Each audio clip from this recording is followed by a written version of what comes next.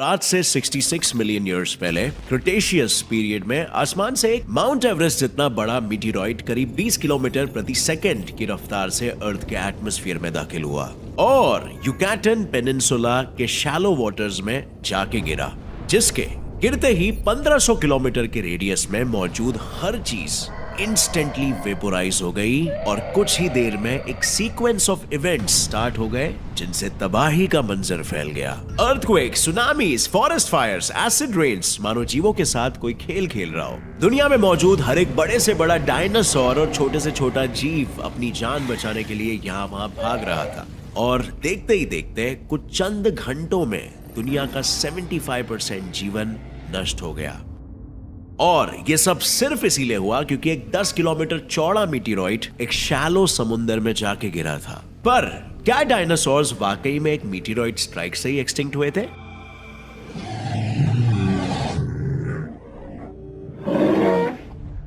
क्योंकि कुछ साइंटिस्टों का तो यह भी मानना है कि डायनासोर्स असल में एक बड़े वोल्केनिक इरप्शन और उससे निकलने वाले टॉक्सिक गैसेस की वजह से विलुप्त हुए, जिसे साबित करते हैं हमारे इंडिया के वेस्टर्न घाट्स, जो कि सरप्राइजिंगली उसी समय बने थे जब डायनासोर्स विलुप्त हुए, यानी यस 66 मिलियन ईयर्स पहले, और वो भी तकरीबन 2 किलोमीटर से भी मोटी लावा के लेयर्स से, जो कि 50,000 स्क्वायर किलोमीटर के एरिया में फैला है। तो क्या डायनासोर के विलुप्त होने के पीछे इंडिया की जियोग्राफी का भी कोई हाथ है? पर अगर इंडिया का हाथ है तो आज भी ज्यादातर साइंटिस्ट मीटियोराइट स्ट्राइक वाली थियरी से ही ज्यादा कन्विंस्ड क्यों है? वैसे रीजन जो भी हो, वो इतना जबरदस्त था कि सिर्फ 20 किलो से कम वजन वाले जीव ही जिंदा रह पाए और बाकी सारे जीव नष्टानाबूद हो गए। पर छोटे जीव ही क्यों बच पाए, बड़े क्यों नहीं? वेल, सवाल तो बहुत है और जानने के लिए बातें भी बहुत ज्यादा, और इन्हीं सब बातों को समझाने के लिए हमें ये जानना होगा कि उस वक्त उनके क्या हालात रहे होंगे। और इसीलिए मैं लेके आया हूं आज आप सभी के लिए फ्रेंड्स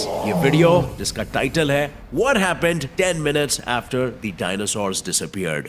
इंडिया में मौजूद डेक्कन ट्रैप्स माउंटेन रेंज, जिनको हम लोकली वेस्टर्न घाट्स या सह्याद्री के नाम से जानते हैं, वो हमेशा से ही दुनिया भर के साइंटिस्टों के लिए चर्चा का विषय रहे हैं, क्योंकि बहुत से साइंटिस्टों का ये मानना है कि डायनासोर्स के एक्सटिंक्ट होने का कारण कोई मीटियोराइट नहीं बल्कि एक बहुत बड़ा वोल्केनिक इरप्शन है। कुछ वैसा इरप्शन जिसकी वजह से वेस्टर्न घाट्स बन पाए। जी हाँ, वेस्टर्न घाट्स असल में 2 किलोमीटर मोटे यानी थिक और 50,000 स्क्वायर किलोमीटर के एरिया में फैले बेसॉल्ट रॉक्स की लेयर्स से बने हैं, और ये रॉक्स लावा के ठंडे होने से बनते हैं। जब डेक्कन ट्रैप्स के अलग अलग जगहों से रॉक सैंपल्स की टेस्टिंग हुई, तब हमें ये पता चला कि ये तकरीबन 66 मिलियन ईयर्स पुराने हैं, यानी ठीक उसी समय के जब डायनासोर्स का मैस एक्सटिंक्शन हो रहा था। अब वोल्केनिक इरप्शंस तो आज के समय में भी होते हैं, पर उनसे तो किसी स्पीशीज का मास एक्सटिंक्शन नहीं होता, तो फिर ये डेक्कन ट्रैप्स इतने इंपॉर्टेंट क्यों है? सो फ्रेंड्स, नॉर्मली आज के समय के जो वोल्केनोज होते हैं ना, वो ज्यादा से ज्यादा 20 किलोमीटर तक के रेडियस में ही तबाही मचा पाते हैं। फॉर एग्जांपल 1815 में इंडोनेशिया का माउंट तंबोरा जब फटा था, तब वो सबसे डेंजरस इरप्शन होने के बावजूद भी सिर्फ 20 किलोमीटर तक के एरिया को अफेक्ट कर पाया था। तो एक ऐसा वोल्केनो जिसने 50,000 स्क्वायर किलोमीटर के एरिया में तबाही मचाई, सोचो वो पूरे एटमॉस्फेयर में ऐश, डस्ट और टॉक्सिक गैसेस किस हद तक भर सकता था। पर साइंटिस्टों का यह मानना है कि वोल्केनिक इरप्शन एक ही बार में नहीं हुआ था, बल्कि 4 डिफरेंट वेव्स में हुआ था, और जिसका पता बाय द वे 2014 में प्रिंसटन यूनिवर्सिटी के एक जियोक्रोनोलॉजिस्ट ब्लेयर शोन और उनकी टीम ने हमें दिया, जहां उनके अनुसार इन 4 इंटेंस वोल्केनिक इरप्शंस में जो पहला इरप्शन था ना, वो डायनासोर्स के विलुप्त होने से भी 2.5 मिलियन ईयर्स पहले हुआ था, और बाकी के 3 डायनासोर्स के विलुप्त होने के बाद हुए। पर इस पहले इरप्शन को लेके ये भी थियरी है कि इस इरप्शन ने एटमॉस्फेयर में इतने डस्ट पार्टिकल्स और टॉक्सिक गैसेस भर दिए होंगे कि ज्यादातर बड़े डायनासोर्स के लिए पर्याप्त ऑक्सीजन ही नहीं बचा और उनकी संख्या घटनी शुरू हो गई, यानी उनके दिन भरने लग गए। पर इवन दो ये थियरी कितनी ही कन्विंसिंग क्यों ना हो, ज्यादातर साइंटिस्ट आज भी मीटियोराइट स्ट्राइक वाली थियरी को ही फेवर करते हैं, क्योंकि सिर्फ कुछ ही छोटे स्पीशीज जैसे कि टर्टल्स और अर्ली एंसेस्टर्स ऑफ क्रोकोडाइल्स ही जिंदा बच पाए थे, सारे छोटे जीव नहीं। तो यहाँ पर थोड़ा सा दिमाग लगाने की कोशिश करो। वो सारे छोटे जीव कैसे एक्सटिंक्ट हुए हो सकते हैं और क्यों सिर्फ यही क्रोकोडाइल्स और टर्टल्स बचे? Well, actual culprit meteorite strike ही हो सकता है ना? क्योंकि ऑब्वियसली ये लोग पानी के अंदर जा पाए और बच पाए। इनफैक्ट कई लोगों का तो ये भी मानना है कि बाकी के 3 इरप्शंस एक्चुअली मीटियोराइट के टकराने से ट्रिगर हुए थे। सो अगर इस भी थियरी को हम मानते हैं तो इसमें डेफिनेटली एक्चुअल कल्प्रिट तो मीटियोराइट ही हुआ, राइट? तो चलिए देखते हैं कि उस मीटियोराइट स्ट्राइक के वक्त जो मंजर था वो कैसा रहा होगा और क्या लिखा था उस वक्त पर मौजूद सभी जीवों के भाग्य में।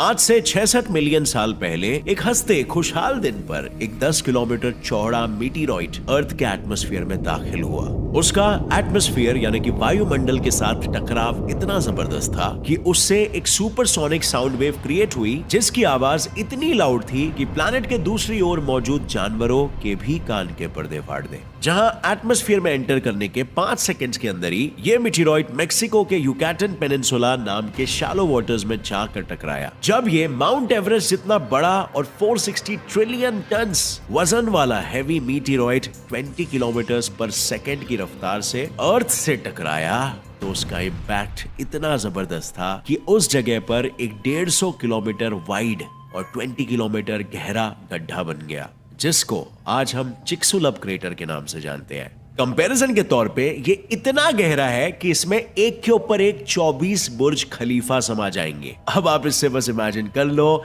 इस टकराव से कितनी एनर्जी रिलीज हुई होगी, और साइंटिस्टों के अनुसार इतनी एनर्जी कि इसने 1500 किलोमीटर के रेडियस में मौजूद हर चीज को इंस्टेंटली पिघला दिया, जिसके कारण उनकी हड्डियां तक नहीं बची। In fact according to some researchers the collision was so strong that meteorite के कुछ पीसेस अर्थ द्वारा इक्वल एंड ऑपोजिट रिएक्शन की वजह से बहुत ऊंचाई तक बाउंस बैक हुए। कुछ साइंटिस्टों का तो ये तक मानना है कि इस मीटियोराइट के कई टुकड़े तो चांद तक भी पहुंच गए थे, और जो नहीं पहुंचे थे वो अर्थ की ग्रेविटी की वजह से वापस आग के गोले बनकर दूर दूर के इलाकों में बरसने लगे। और इन सब के वजह से वही हुआ जो नहीं होना चाहिए था। टकराव की वजह से कुछ ही सेकंड्स में टेक्टोनिक प्लेट्स अपनी जगह से इतने सरक गए थे कि पूरे प्लैनेट पर मैग्नीट्यूड 12 के भूकंप शुरू हो गए, और बोले तो हर जगह से पृथ्वी के अंदर का लावा एकदम फट के बाहर आने लगा। जमीन पर रहने वाला हर जीव अपनी जान बचाने के लिए यहाँ वहां भाग रहा था, पर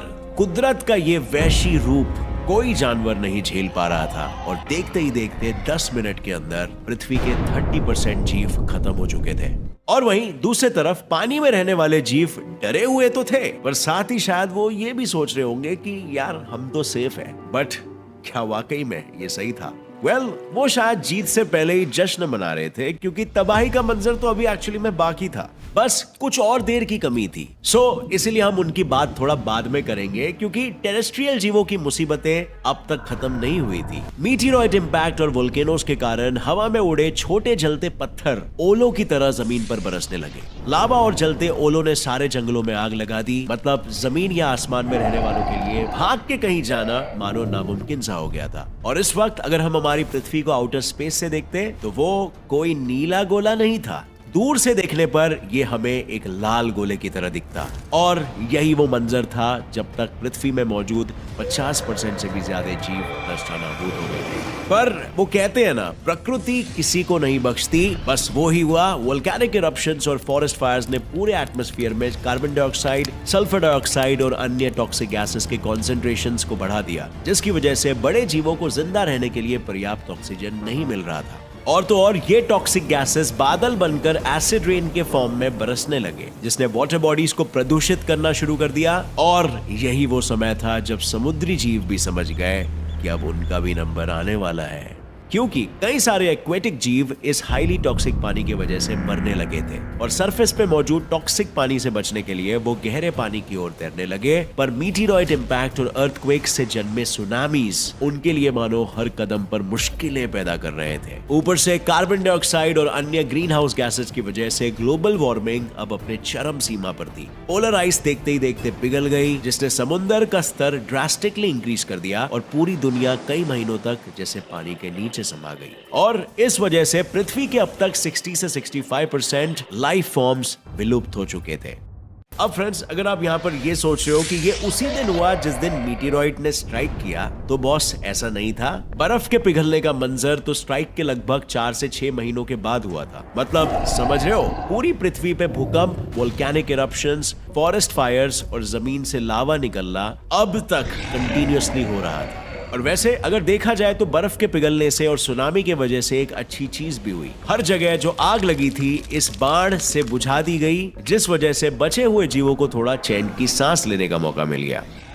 पर टेक्निकली ऑफ कोर्स उनके लिए सांस लेना अब भी थोड़ा मुश्किल ही था, क्योंकि अकॉर्डिंग टू सम रिसर्चर्स इन सभी सीक्वेंस ऑफ इवेंट्स के दौरान अराउंड 15 ट्रिलियन टन्स ऑफ ऐश और डस्ट हवा में मिक्स हो गया था, जिसने एक बड़ी सी चादर की तरह पूरे पृथ्वी को ढक दिया था, जिसके टोटली कवर करने के बाद शुरू हुआ वो मंजर जिसकी कल्पना भी किसी जीव ने उस वक्त नहीं की थी। राखों के ग्लोब को पूरा कवर करते ही परेशानियां मल्टीपल टाइम्स बढ़ गई, क्योंकि सन ब्लॉक्ड होने की वजह से सारे जीव जो फोटोसिंथेसिस यूज किया करते हैं और जिन पे पूरा फूड चेन डिपेंडेंट है, प्लांट्स और फोटोप्लैंक्टन्स, धीरे धीरे करके मरने लग गए, क्योंकि उन्हें धूप नहीं मिल रही थी और इससे ऑब्वियसली पूरा फूड चेन कोलैप्स हो गया। इतना सब होने के बाद जो बची कुची कसर थी वो भी साल भर चले आइस एज ने पूरी कर दी। सूरज ब्लॉक्ड होने की वजह से पृथ्वी का टेम्परेचर ड्रास्टिकली ड्रॉप हो गया था और पूरा प्लैनेट अब जैसे किसी स्नोबॉल की तरह दिखने लग गया था। बस एक साल के अंदर ही Earth went from being a blue ball to a red ball to a white ball and wiped out entire 75% of the living species. वैसे तो पृथ्वी और उस पर मौजूद जीवन ने बहुत कुछ सहा था इस पूरे दुर्घटना के दौरान, पर यार जीवन हमेशा अपने आप को कंटिन्यू रखने के लिए नए नए रास्ते ढूंढ ही लेता है, और इसमें एनिमल्स के मुकाबले प्लांट्स ज्यादा सक्षम है, क्योंकि प्लांट्स प्रोड्यूस करते हैं स्पोर्स जो कि हार्श कंडीशंस में भी सरवाइव करा सकता है। और इसीलिए तो कुछ साल बाद जब डस्ट पार्टिकल्स और एशेस नीचे सेटल होने लगे और डायरेक्ट आती हुई धूप के कारण आइस एज खत्म हुआ, तब प्लांट्स के स्पोर्स जर्मिनेट करना शुरू हो गए। जगह जगह नन्हे पौधे फिर उगने लगे और वक्त के साथ देखते ही देखते अर्थ फिर से हरा भरा बनने लग गया। हरियाली वापस आते ही ऑक्सीजन की मात्रा फिर से रिस्टोर होने लग गई और इस सुकून से भरी दुनिया को एंजॉय करने के लिए लौट आए छोटे छोटे मैमल्स और रोडेंट्स, जो अपनी अपनी गुफा या किसी ऊंचाई पे जिंदा रह गए थे और मरे हुए जानवरों की लाशें खा के जिंदा थे। यही वो छोटे जीव थे जिनकी वजह से पृथ्वी पे लाइफ फिर से पनपने लगी। इनमें एवोल्यूशन आया और नए नए मैमल्स आए, जैसे कि rhinos and other larger mammals. और यहाँ आपको ये जान के हैरानी होगी कि हम जो अपने आप को सबका बॉस समझते हैं, वो सिर्फ 5 मिलियन साल पहले इस दुनिया में आए थे, यानी बस सिर्फ 50 लाख साल पहले। और वैसे इस सब में एक तो काबिल तारीफ बात है कि सिर्फ 5 मिलियन सालों में हमने इतनी तरक्की कर ली है हमारे इंटेलिजेंस की वजह से कि हम ऑलमोस्ट पूरी दुनिया पर राज कर रहे हैं। और बाद में आपकी इसी इंटेलिजेंस को ट्रिगर करने के लिए मैं आपके लिए लाया हूं एक थॉट प्रोवोकिंग सा सवाल। ये मीटेरॉइड एक ऐसी जगह गिरा था जो कि एक शैलो समुंदर था, और ऐसे इस दुनिया में सिर्फ 7 और प्लेसेस है युकाटन पेनिनसुला के अलावा, यानी कि 13% चांस था कि वो मीटेरॉइड इन 8 क्रिटिकल प्लेसेस पर गिरता और तबाही मचाता। पर जरा 1 मिनट के लिए आप ये मान लो कि अगर वो मीटेरॉइड शैलो वाटर्स में नहीं गिरा होता, किसी गहरे समुंदर में गिरा होता, तो क्या तब भी हमारी हालत सेम होती? आपका जो भी जवाब है फ्रेंड्स, नीचे कमेंट सेक्शन में जरूर बताना मुझे। डिस्कशन छेड़ते हैं कि हालत बदतर होती या हालत बेहतर होती। और अगर इस वीडियो से कुछ भी नया सीखने मिला तो एक लाइक जरूर ठोकना। नए हो इस चैनल पर तो भी सब्सक्राइब कर लो और नोटिफिकेशन बेल ऑन करके ऑल का ऑप्शन सिलेक्ट कर लेना, ताकि आगे आने वाली ऐसे ही ज्ञान बढ़ाओ वीडियोस और जीनियस बनाओ वीडियोस आप मिस ना कर सको।